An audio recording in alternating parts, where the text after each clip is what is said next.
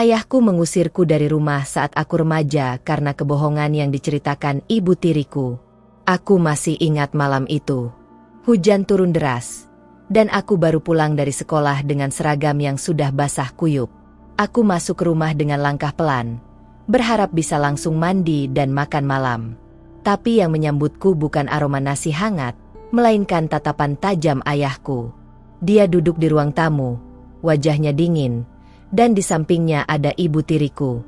Wanita itu tampak menangis, tapi aku tahu, air matanya tidak pernah jujur. Setiap kali dia menangis, selalu ada sesuatu yang akan menghancurkan hidupku.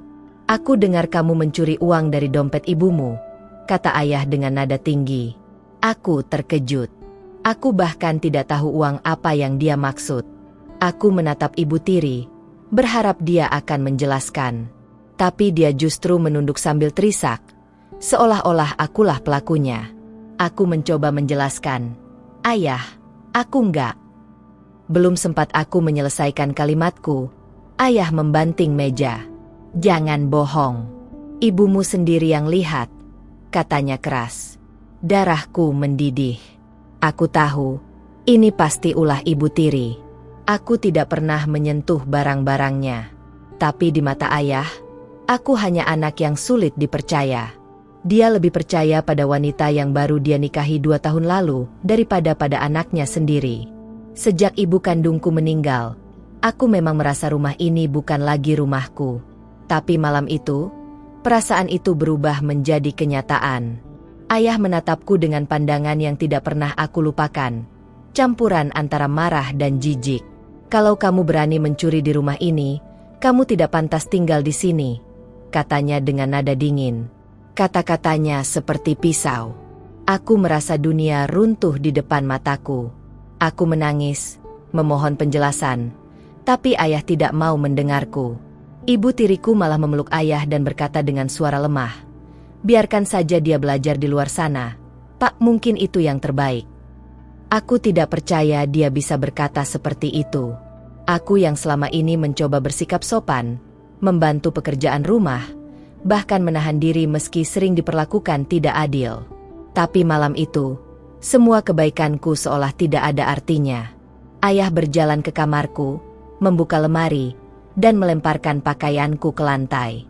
"Kemas barangmu. Malam ini juga kamu keluar dari rumah ini," katanya tanpa menatap wajahku. Aku mematung. Suara hujan di luar semakin keras, dan setiap tetesnya seperti menertawakan nasibku. Ibu tiri berdiri di belakang ayah, dengan senyum kecil di sudut bibirnya. Senyum kemenangan. Aku mengambil tas sekolahku, memasukkan beberapa baju seadanya. Tangan gemetar, mata kabur karena air mata. Aku ingin berteriak, ingin mengatakan kebenaran, tapi tidak ada gunanya. Suara ayah adalah hukum di rumah ini. Ketika aku melangkah keluar rumah, angin malam menusuk kulitku. Aku masih mendengar suara ibu tiri memanggil ayah dengan lembut, seolah-olah semuanya sudah selesai. Seolah aku tidak pernah ada. Aku berjalan tanpa tujuan, hanya mengikuti suara hujan dan langkahku sendiri. Aku tidak tahu kemana harus pergi. Aku tidak punya siapa-siapa. Tapi yang paling menyakitkan bukan karena aku diusir. Yang paling menyakitkan adalah karena orang yang seharusnya melindungiku, ayahku sendiri, percaya pada kebohongan orang lain. Aku berjanji pada diriku malam itu, suatu hari nanti, aku akan kembali. Bukan untuk membalas dendam, tapi untuk menunjukkan kebenaran. Tapi sebelum aku bisa membuktikan apapun, hidupku berubah lebih gelap dari yang pernah aku bayangkan. Malam itu aku berjalan tanpa arah. Hujan masih turun deras, dan sepatu sekolahku sudah basah kuyup.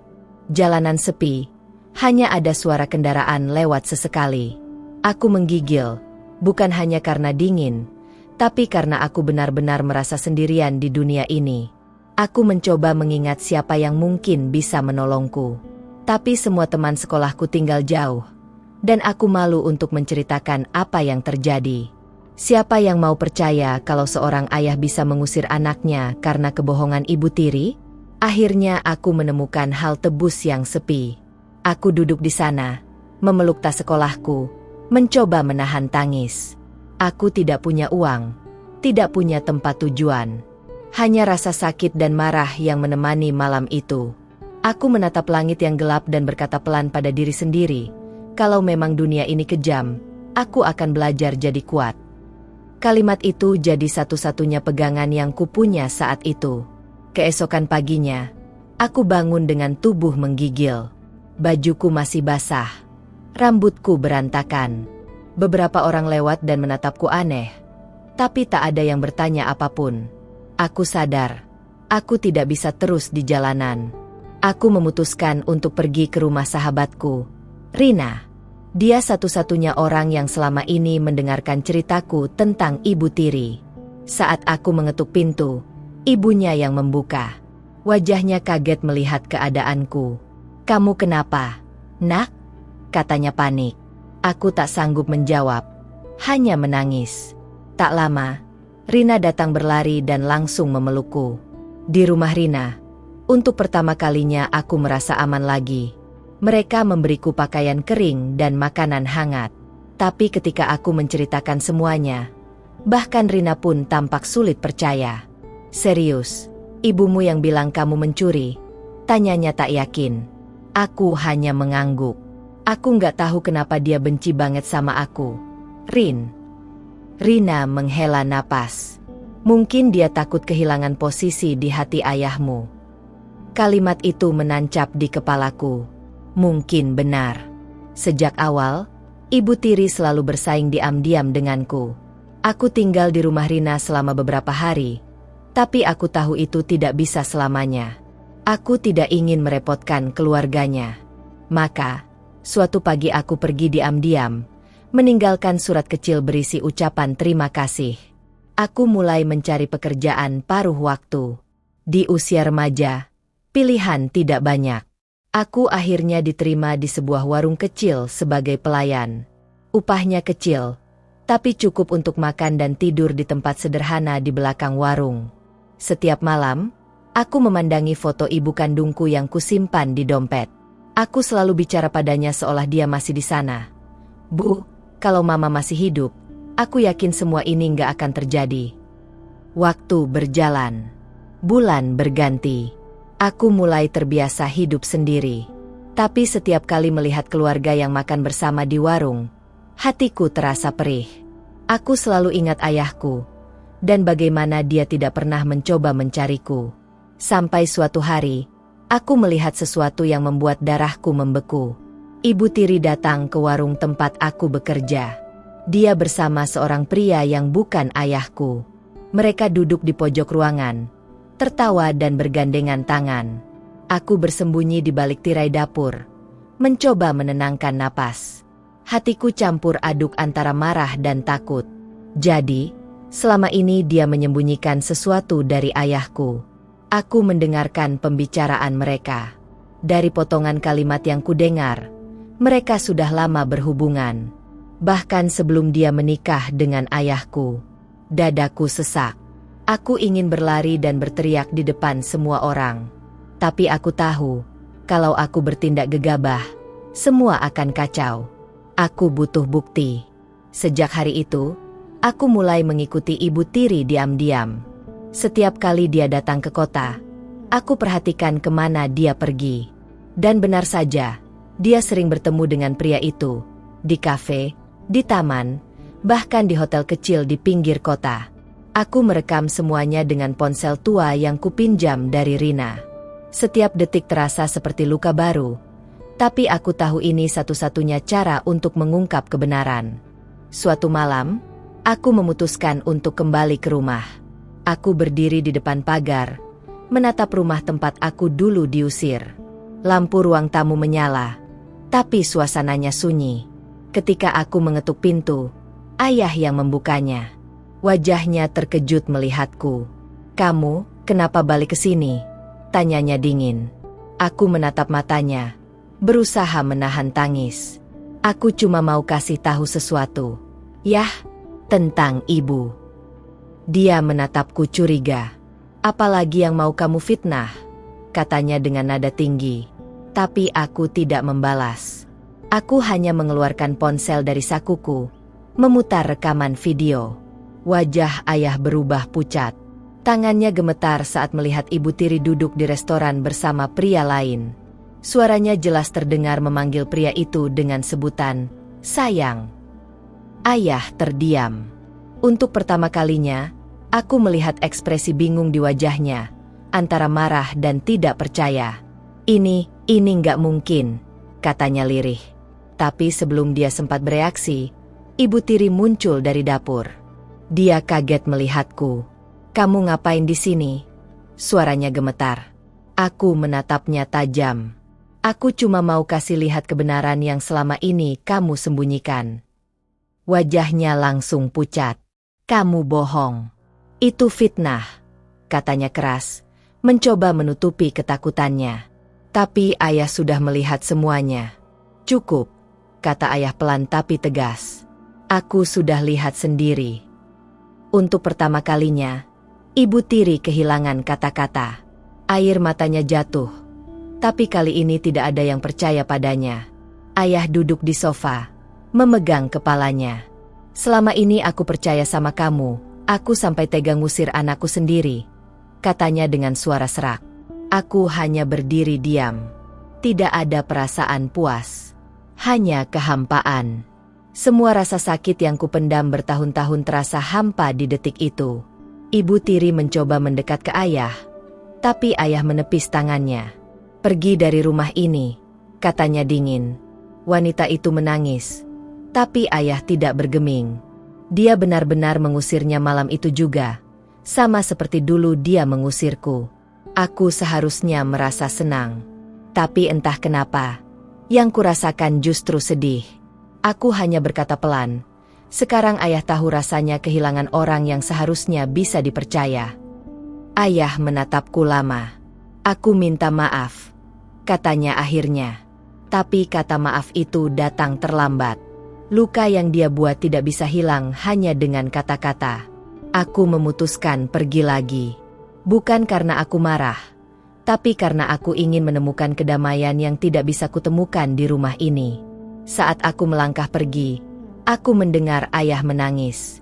Suara yang dulu ingin sekali kudengar, tapi kini hanya membuat hatiku semakin perih. Aku tidak tahu kemana langkahku akan membawaku. Tapi satu hal yang kupelajari dari semua ini, terkadang keluarga tidak selalu tempat kita pulang. Kadang, keluarga justru yang membuat kita tersesat.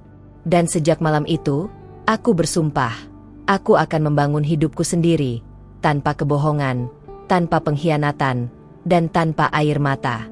Sudah bertahun-tahun berlalu sejak malam aku meninggalkan rumah itu lagi. Aku sekarang sudah dewasa, punya pekerjaan tetap, dan hidup dengan tenang di kota lain. Tapi setiap kali aku melihat seorang ayah berjalan bersama anaknya di jalan, hatiku masih terasa perih.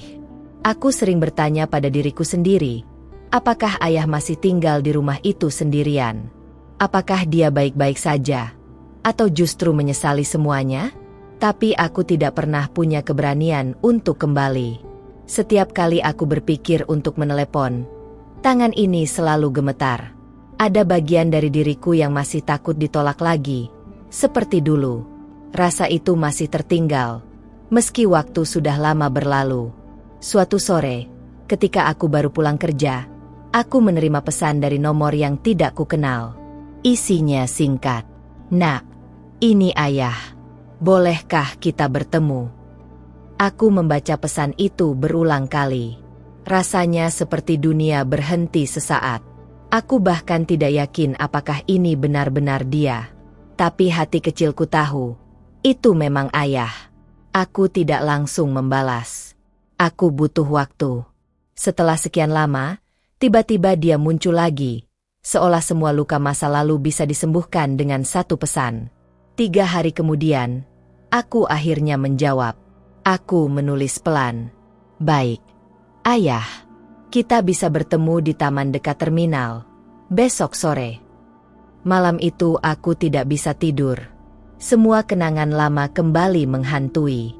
Malam ketika aku diusir, saat aku menangis di bawah hujan, saat aku melihat Ibu Tiri berkhianat, Semuanya berputar di kepalaku seperti film yang tak pernah berhenti. Ketika hari pertemuan tiba, aku datang lebih awal. Aku duduk di bangku taman, menatap langit yang mulai berwarna jingga. Setiap detik terasa begitu lama. Dan akhirnya, aku melihat sosok yang berjalan perlahan ke arahku. Rambutnya sudah memutih, tubuhnya sedikit membungkuk. Tapi tatapan matanya masih sama seperti dulu. "Anakku," katanya pelan. Suaranya bergetar. Aku tidak tahu harus berkata apa. Rasanya semua emosi bercampur jadi satu. Marah, rindu, kecewa, dan kasih yang entah kenapa masih ada. Kami duduk lama tanpa bicara. Hanya suara angin yang lewat di antara kami. Hingga akhirnya ayah membuka mulut. "Aku nggak minta kamu memaafkan, tapi aku ingin kamu tahu aku menyesal." Aku menatapnya. "Kenapa baru sekarang, Yah?" tanyaku dengan suara pelan. "Kenapa waktu itu ayah nggak percaya sama aku?" Dia menghela napas panjang. "Karena aku buta oleh cinta yang salah. Aku kira aku melindungi keluarga, padahal aku malah menghancurkannya." Aku terdiam.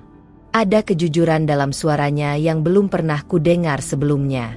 Tapi luka itu masih terlalu dalam untuk sembuh secepat itu. Ayah melanjutkan, "Setelah kamu pergi, rumah itu terasa kosong. Aku kehilangan arah. Aku sadar, aku sudah kehilangan bukan hanya anakku, tapi juga diriku sendiri." Air mataku akhirnya jatuh. Aku berusaha menahannya, tapi tidak bisa. "Aku cuma ingin ayah percaya sama aku waktu itu," kataku. Dia menatapku dengan tatapan lembut yang lama hilang. Aku tahu. Dan aku salah besar. Kami diam lagi. Tapi kali ini keheningan itu tidak seberat dulu. Rasanya seperti dua jiwa yang akhirnya menemukan kembali sesuatu yang hilang. Sebelum kami berpisah sore itu, ayah memberiku sebuah amplop kecil. "Ini bukan untuk menebus kesalahan. Tapi aku ingin kamu tahu sesuatu." Di dalam amplop itu, ada foto lama ibu kandungku dan sebuah surat. Tulisan tangan ayah. "Ibumu dulu selalu bilang, kalau suatu hari aku menyakiti kamu, dia ingin aku menanggung rasa bersalah itu seumur hidup. Dan aku memang melakukannya." Aku menutup surat itu dengan tangan gemetar.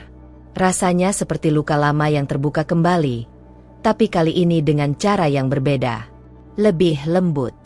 Sejak hari itu, kami mulai sering bertemu. Tidak setiap hari, tapi cukup untuk membangun kembali hubungan yang dulu hancur. Awalnya canggung, tapi perlahan kami mulai berbicara seperti dulu, tentang hal-hal kecil, seperti makanan favoritku, pekerjaan, dan masa kecilku. Suatu hari, ayah datang ke apartemenku membawa sekotak barang. "Ini milik ibumu," katanya. Di dalamnya ada foto, surat, dan buku harian. Aku membaca isinya malam itu dan menemukan hal yang mengejutkan. Di salah satu halaman, ibuku menulis tentang wanita yang sering mendekati ayah, bahkan sebelum dia meninggal. Nama wanita itu sama dengan nama Ibu Tiri. Dadaku terasa sesak.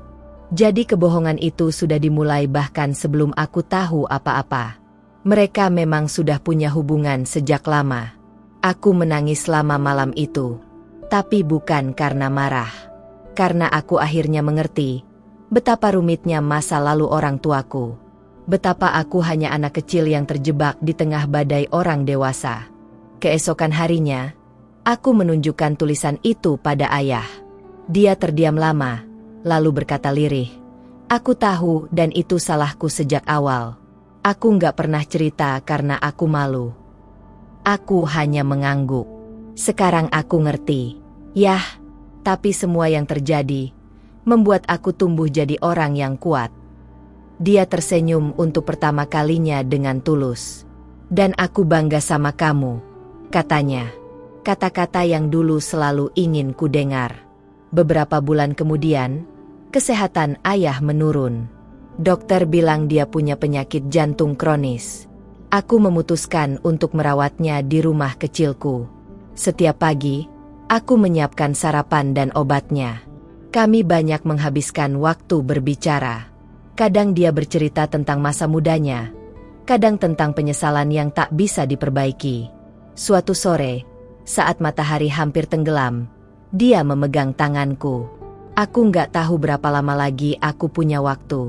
Tapi aku ingin kamu tahu, kamu satu-satunya alasan aku masih bertahan. Aku menangis tanpa suara.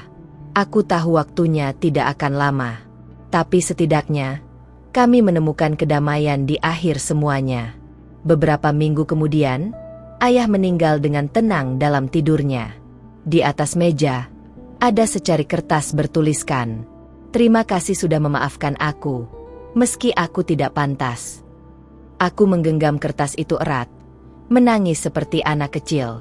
Tapi kali ini bukan karena kehilangan, melainkan karena cinta yang akhirnya pulang pada tempatnya. Setelah pemakamannya, aku kembali ke rumah lama. Rumah itu kosong, berdebu, tapi penuh kenangan. Di dinding masih tergantung foto aku, ibu, dan ayah, foto yang dulu sempat kutinggalkan. Aku berdiri lama di depan foto itu. Akhirnya, kita sudah damai. Ya, Bu, bisikku pelan. Hidupku sekarang jauh lebih tenang.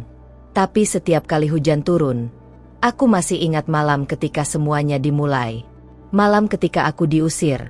Malam ketika aku kehilangan segalanya dan akhirnya menemukan kembali diriku sendiri. Kini, aku belajar bahwa keluarga bukan tentang darah, tapi tentang siapa yang tetap tinggal ketika semua orang pergi. Dan aku tahu, meski ayah dulu salah besar, di dalam hatinya dia selalu mencintaiku, hanya saja dia terlambat menyadarinya. Sudah hampir 5 tahun sejak ayah meninggal. Hidupku kini lebih stabil. Aku bekerja di sebuah lembaga sosial yang membantu anak-anak tanpa keluarga. Setiap kali aku melihat mereka tertawa, aku merasa seperti sedang menebus masa laluku sendiri. Tapi suatu hari, sesuatu terjadi yang mengguncang kedamaianku. Saat aku sedang memeriksa data penerimaan anak baru di panti, aku melihat nama yang membuatku terdiam. Rani Suryani, nama yang sangat familiar. Aku membaca data itu lebih dekat. Umurnya 16 tahun. Nama ibunya, Maya Wulandari, nama ibu tiriku. Dunia serasa berhenti. Aku menatap berkas itu lama, mencoba memastikan mataku tidak salah. Tapi data itu nyata. Maya Wulandari, ibu tiri yang dulu menghancurkan keluargaku, ternyata sudah lama meninggal, dan meninggalkan seorang anak. Aku duduk lama di kantor, memandangi berkas itu dengan tangan gemetar.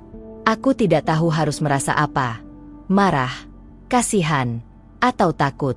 Tapi di dalam hatiku, ada suara kecil yang berkata, mungkin ini kesempatan untuk memutus rantai luka. Keesokan harinya, aku menemui Rani di aula panti. Gadis itu pendiam, dengan mata yang dalam dan tatapan penuh kewaspadaan. Wajahnya mengingatkanku pada seseorang yang dulu sangat kubenci, tapi juga pada diriku sendiri di masa lalu. Aku staf baru di sini, kataku pelan, mencoba tersenyum. Namaku Arin. Aku tidak memberitahu siapa sebenarnya aku. Aku hanya ingin mengenalnya tanpa beban masa lalu. Dia mengangguk tanpa banyak bicara. Tapi seiring waktu, aku melihat banyak hal dalam dirinya. Ketakutan, kesepian, dan luka yang dalam. Seperti aku dulu. Beberapa minggu kemudian, Rani mulai terbuka padaku. Ibuku meninggal waktu aku kecil, katanya suatu sore. Aku nggak tahu banyak tentang dia. Tapi orang-orang bilang, dia dulu orang yang sombong dan jahat. Aku menelan ludah, menahan perasaan campur aduk. Aku ingin membela, tapi aku juga tahu sebagian dari cerita itu benar. Ibu tiriku memang banyak melakukan kesalahan, tapi dia juga manusia. Aku hanya berkata pelan, kadang orang yang kelihatan jahat, sebenarnya cuma orang yang tersesat. Rani menatapku lama, lalu tersenyum kecil. Kamu ngomong kayak tahu banget rasanya. Aku mengangguk pelan, tanpa menjelaskan lebih jauh. Hari demi hari, hubungan kami makin dekat. Aku mulai melihatnya seperti adik sendiri. Dan tanpa kusadari, kasih yang dulu hancur oleh kebohongan, kini tumbuh lagi, tapi dalam bentuk yang berbeda. Suatu hari, kepala panti datang padaku. "Arin, kamu tahu nggak? Rani sebenarnya punya saudara tiri dari pihak ibunya, tapi belum pernah bertemu." Aku hanya terdiam. Dalam hati, aku tahu siapa yang dimaksud. Aku sendiri adalah saudara tirinya. Malam itu aku tidak bisa tidur. Aku berjalan mondar-mandir di kamar, berpikir apakah aku harus jujur padanya. Aku takut dia akan membenciku jika tahu siapa aku sebenarnya. Tapi aku juga tahu, dia berhak tahu kebenaran. Keesokan harinya, aku mengajaknya duduk di taman panti. "Rani, ada sesuatu yang harus kamu tahu," kataku perlahan. Dia menatapku penasaran. "Aku kenal ibumu. Bahkan, aku pernah tinggal serumah dengannya." Rani tampak kaget. "Maksudmu?" Aku menarik napas panjang. "Aku, anak dari suami ibumu dulu. Jadi, secara tidak langsung, aku kakak tirimu." Rani menatapku lama. Matanya berkaca-kaca. "Kamu serius?" Aku mengangguk. Dia terdiam lama, lalu berkata pelan, "Jadi, kamu tahu semua tentang dia?" Aku mengangguk lagi. "Iya. Dan meskipun dia pernah menyakitiku, aku nggak mau kamu hidup dengan kebencian yang sama." Air mata mulai jatuh di pipinya. "Aku selalu pikir, aku nggak punya siapa-siapa," katanya lirih. Aku memeluknya tanpa berkata apapun. Untuk pertama kalinya, aku merasa benar-benar damai. Semua luka masa lalu seolah menemukan maknanya di detik itu. Beberapa bulan kemudian, aku resmi mengajukan diri sebagai wali sah Rani. Pengadilan mengabulkannya. Sekarang kami tinggal bersama, dua orang yang dulu terpisah oleh kebohongan, tapi dipertemukan kembali oleh takdir. Kadang, saat malam datang, aku menatap foto ayah dan ibu di meja. Aku tersenyum dan berbisik, "Akhirnya, keluarga kita utuh lagi, meski dengan cara yang tidak pernah aku bayangkan." Beberapa bulan setelah aku dan Rani hidup bersama, aku pikir segalanya akhirnya tenang. Tapi ternyata takdir belum selesai memainkan ceritanya. Suatu pagi, aku menerima sebuah surat tanpa nama pengirim. Di dalamnya hanya ada satu kalimat pendek. "Kamu tidak tahu siapa sebenarnya yang membunuh ibumu." Tanganku gemetar. Kata "membunuh" membuat seluruh tubuhku dingin. Aku selalu percaya bahwa ibu kandungku meninggal karena sakit. Tapi surat itu mengubah segalanya. Aku mulai mencari jawaban. Aku menelusuri arsip lama rumah sakit, bertanya pada orang-orang yang dulu mengenal keluargaku. Dan dari salah satu perawat tua, aku mendengar sesuatu yang membuat jantungku berhenti sejenak. Ibu tiriku pernah datang diam-diam ke rumah sakit malam sebelum ibuku meninggal. Rani yang melihat kegelisahanku mulai curiga. Aku akhirnya menceritakan semuanya. Dia menangis, menolak percaya. "Jadi, ibuku mungkin..." Suaranya terhenti. Aku mengangguk pelan. Aku nggak tahu pasti, tapi semuanya mengarah ke situ. Kami memutuskan mencari sisa dokumen rumah sakit. Dan di sana kami menemukan sesuatu yang tidak pernah kami duga. Di lembaran medis, ada tanda tangan palsu atas nama ayahku yang menyetujui pemberhentian alat bantu napas ibuku. Dan tulisan tangan itu milik ibu tiriku. Rani menutup mulutnya, terisak keras. "Berarti, selama ini, ibuku yang mengakhiri hidup ibumu?" Aku menatapnya. Air mata jatuh tanpa bisa ditahan. "Ya, Ran, tapi aku nggak mau kamu membayar dosa yang bukan milikmu." Kami berdua menangis selama malam itu. Tidak ada amarah, tidak ada kebencian, hanya dua jiwa yang sama-sama hancur oleh kesalahan masa lalu orang tua mereka. Keesokan harinya, aku pergi ke makam ibuku bersama Rani. Kami membawa bunga putih. Di depan nisan itu, aku berlutut dan berkata pelan, "Bu, semua rahasia akhirnya terungkap. Tapi aku memilih untuk mengakhiri semuanya di sini, bukan dengan dendam, tapi dengan maaf." Rani berdiri di sampingku, menggenggam tanganku erat. "Mulai hari ini," katanya dengan suara bergetar, Kita bukan lagi bayangan dari masa lalu. Kita adalah keluarga yang akan menulis cerita baru. Aku menatap langit sore yang berwarna merah keemasan. Angin berhembus lembut, seolah membawa pergi semua luka dan kebohongan yang dulu menjerat hidup kami. Untuk pertama kalinya dalam hidupku, aku merasa bebas. Bukan karena aku melupakan masa lalu, tapi karena aku akhirnya berani memaafkan. Dan di detik itu aku sadar, drama keluarga ini bukan tentang siapa yang salah atau benar, tapi tentang keberanian untuk berdiri di atas reruntuhan cinta, dan tetap memilih untuk mencintai. Terima kasih sudah mendengarkan kisah ini sampai akhir.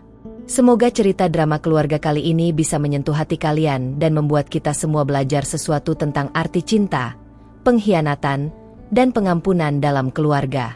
Kalau kalian suka dengan cerita ini, jangan lupa klik tombol suka dan tinggalkan komentar di bawah ya. Aku ingin tahu pendapat kalian tentang akhir dari kisah ini. Dan yang paling penting, bergabunglah dengan keluarga kami dengan cara menekan tombol subscribe dan aktifkan lonceng notifikasinya, supaya kalian gak ketinggalan cerita-cerita drama keluarga nyata berikutnya yang pastinya lebih menegangkan, menyedihkan, dan penuh makna. Sampai jumpa di kisah selanjutnya. Dan ingat, setiap keluarga punya rahasia, tapi hanya hati yang tulus yang bisa memaafkan.